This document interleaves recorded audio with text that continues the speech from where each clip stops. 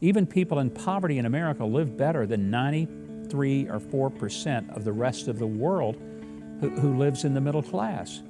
A lot of people who are living in poverty still have cars and cell phones, and they have running water, and they have electricity, and they have heat. That's something that people around the rest of the world often don't have. Why do we have those things? Even among those who are impoverished by our standards? Capitalism, that's why. How did America become the most prosperous nation on earth and in the history of the world in an amazingly short period of time? I mean, we're only 250 years old.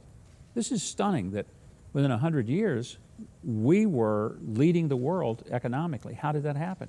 Capitalism, that's how it happened.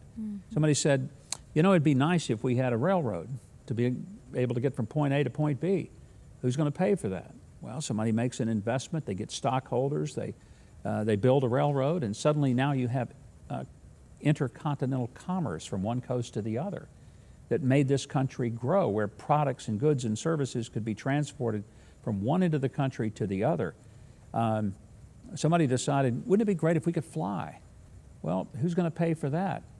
Somebody had the idea, some other people invested in it. Now we don't think anything at all about getting on a plane, flying halfway around the world to see parts of the world we never could have seen. Right. My point in all of this is that capitalism is one of those three things that made America great. It caused people to dream. I like to look at it from a very personal perspective. I grew up dirt poor in South Arkansas. If you looked at my history, as my father used to say, don't look very far up the family tree because there's some stuff up there you don't need to see. Of course, my old man was right when he said that. I looked up and sure enough, there was stuff. I'm the first male in my entire family lineage to graduate high school. My father, grandfather, great-grandfather, not a single male upstream from me had ever gotten out of high school. If I'd lived in most countries on earth, I would be stuck where I started because there was no pathway out. Capitalism says, get an education, work hard, treat people right, make some good decisions, and you don't have to stay where you start. And the reason I'm sitting here talking to you guys is because I live in a country that afforded me the amazing opportunity to dream dreams, to work toward those dreams, and to realize them. And that's something that capitalism does for every person. It is not equal outcome, it is equal opportunity. What I do with that opportunity is totally up to me. I could still be catching chickens in South Arkansas, which is what I was doing when I was 8 and 9 years old.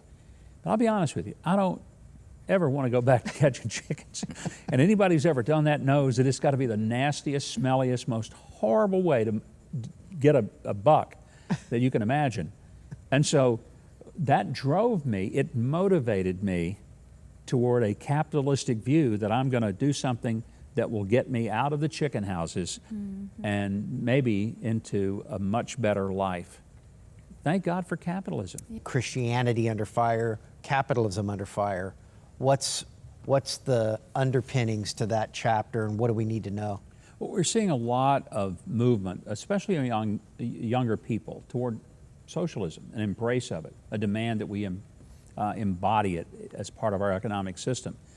It occurred to me one time that some of the young political leaders, Alexandria Ocasio-Cortez, for example, who's one of the loudest voices for socialism, she was born after the Soviet Union fell.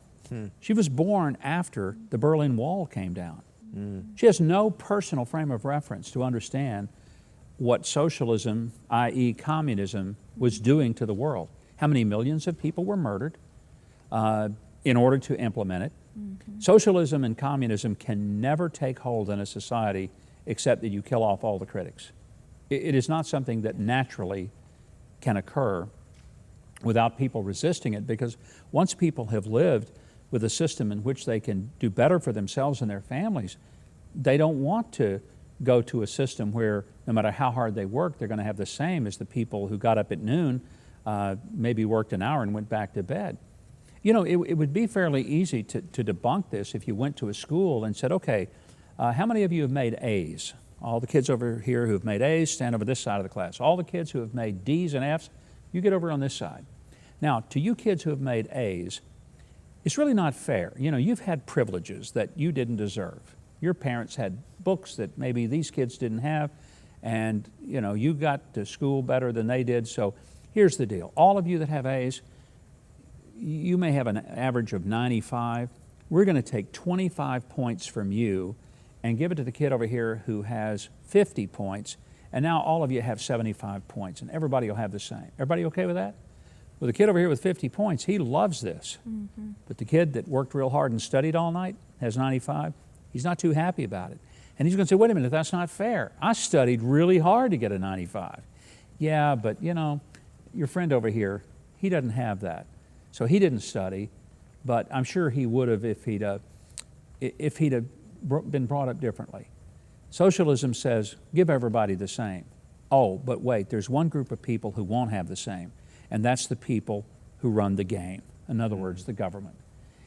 The problem with the idea of socialism is that the average person is going to end up with the equality of mediocrity. Mm-hmm. But there will be one group of people who will be empowered with great wealth and with authority.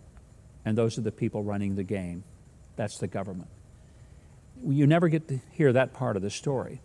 But as I was saying, you have a lot of young idealists who want to push us towards socialism without understanding that to do so means that they have no frame of reference.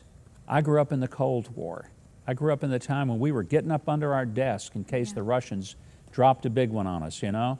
Now looking back, that was pretty stupid. First of all, that the Russians were going to put a nuclear device in Hope, Arkansas, pretty unlikely. I'm not sure that we were a strategic target. Okay, the Ruskies are coming. Where do we bomb? New York, Chicago, Philadelphia? Nope. Hope, Arkansas, Brookwood Elementary. That's where we're going to put the dead center, crosshairs right there.